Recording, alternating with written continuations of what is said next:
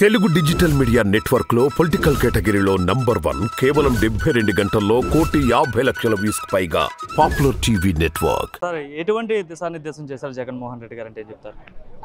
ఇప్పుడు మీరు కూడా ఉన్నారు కదా, మీరు తీసుకున్నారు కదా, ఎటువంటి నిర్దేశం ఏంటి? ఖచ్చితంగా రేపు గెలిచే నిర్దేశం చేశాడు అతను.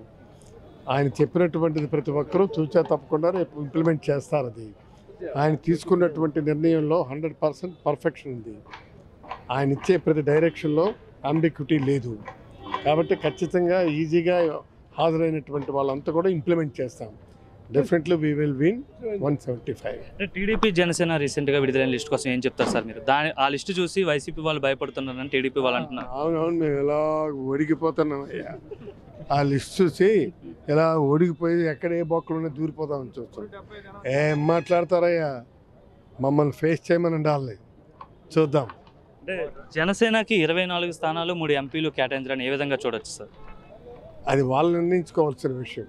నన్ను అడిగితే ఏం చెప్తాను? అంటే మొదటి నుండి కూడా మెజార్టీ స్థానాల్లో జనసేన కావచ్చు, పోటీ చేయాలని కాపులు కావచ్చు చాలామంది కోరుకున్న పరిస్థితుల్లో ఇటువంటి నిర్ణయం తీసుకోవడానికి ఏ విధంగా చూస్తారు?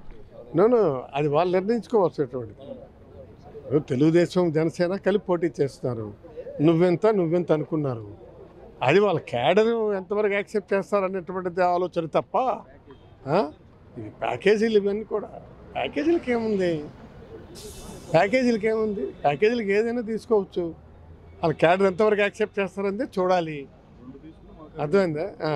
వాళ్ళు 2 1 తీసుకుంటారా వాళ్ళ ఇష్టం.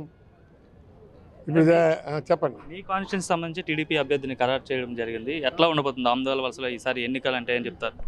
నేను చెప్పంటావా, మా కాన్స్టిట్యున్సీలో పోటీ లేదు టీడీపీ నుంచి. నాకు this is my stand. War one side. ఎట్లా ఎందుకు వార్ వన్ సైడ్? ఎందుకు ప్రజలు మీకే పట్టం కడతారని మీరు ఎట్లా నమ్ముతున్నారు? నేను చేసినటువంటి అభివృద్ధి 5 ఏళ్ళలో తిరుగులేనటువంటి అభివృద్ధి చేశాను. Was never happened in the past. సంక్షేమంలో కానీ లేదా అభివృద్ధిలో కానీ అన్ని రంగాల్లో కూడా ఇవాళ నేను చేసినటువంటి అభివృద్ధి నన్ను రేపు గెలిపిస్తుంది.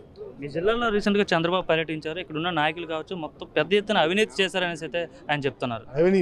అవినీతి చేశారా? ఎవరు చెప్పాడు? చంద్రబాబు చెప్తారు. చంద్రబాబు చేసిన ఇన్ని ఉన్నాయి చంద్రబాబు చేసింది. అవన్నీ మేము చెప్తాం, చెప్పని కాదు. అర్థమైందా? ఎలా ఏ అవినీతి? అవన్నీ అవినీతి అని చెప్తున్నారు. నమ్ముతున్నారా?